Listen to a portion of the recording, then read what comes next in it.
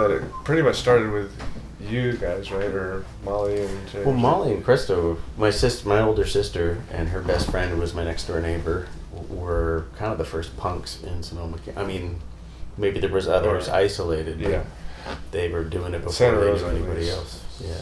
We were just discussing the origins of Anarchy Alley, which was I don't know if it's known anymore, but it was a very common hangout place for all through the mid to late 80s, I guess. Or early to late 80s. So, again, set the scene. What is it? Okay. What is it? Okay, it's the walkway between 4th and 5th. Yeah, it's right near the Russian River Brewing Company when you go through the parking lot. It's a windy little. Now it's got like a mural, and it's really nice place.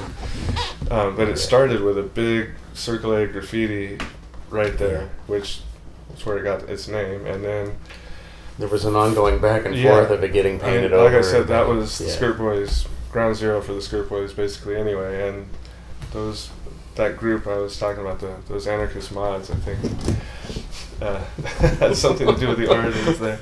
But so really, that hangout scene started about that time with Skirt Boys, I think. But then really flourished to the point where it was, I'm sure, the subject of many city hall meetings. You know, it was like there would be 100 people there on any given day, pretty much all day long.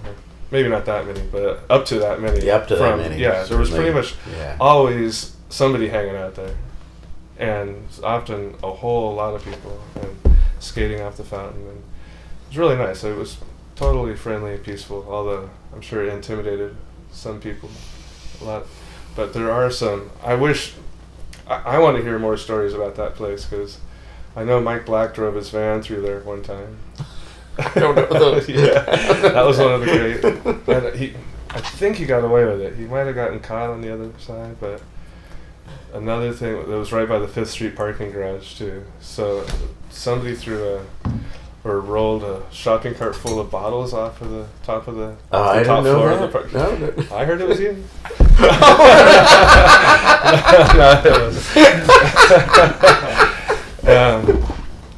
But yeah, so I don't know. That's part of our history as well.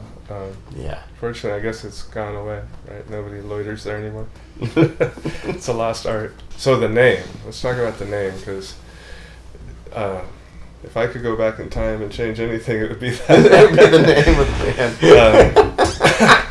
band. But like I've said, it was like a total peace punk band, you know, and the women of the scene at the time were known for wearing billowy cotton skirts and like china flats, and that was sort of the official female peace punk attire. Look, yeah. So it was like sort of in you know, a tribute to that, or in solidarity with the women of the peace punk movement. So, but in hindsight, of course, it sounds like frat boys like trying to chase a skirt or something, but it couldn't have been more the opposite meaning. The polar opposite of that.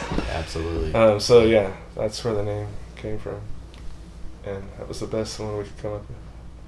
Do you have any memory of the brainstorming session to get to there? No. Honestly, no. There's like just no memories of ever agreeing to that name or anything. It just was. I remember you and Gino coming to me with the name. Yeah. And I'm going, yeah, that sounds great. Okay, guys. Yeah. There was a lot of mind expansion going on. It seemed perfectly normal.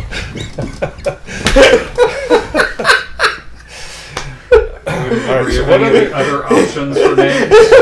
Well, yeah. Did anything else get floated around? The Acid Casualties. That was the name before, and yeah. I guess I'm glad we lost that one. But that was we didn't even have a singer, I think, when we were called that. No. So then entered Craig Wagner. We haven't talked about him, the singer who ended up.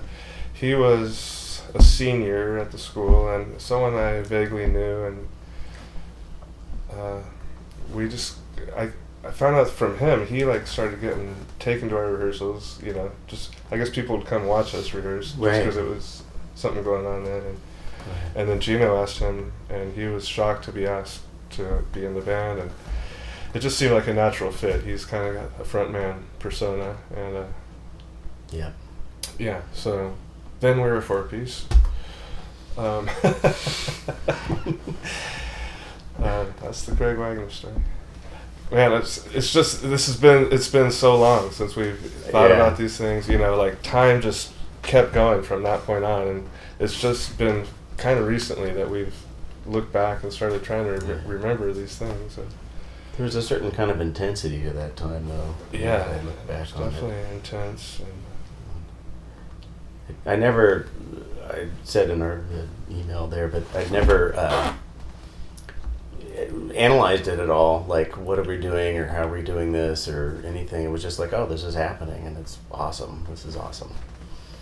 And yeah, where are we with our origin? Do you have any really good? First, let everybody know what happened with Gino, and then I think move into like telling some really good Gino stories. Yeah.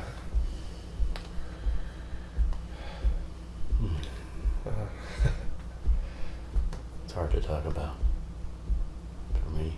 Yeah, I don't even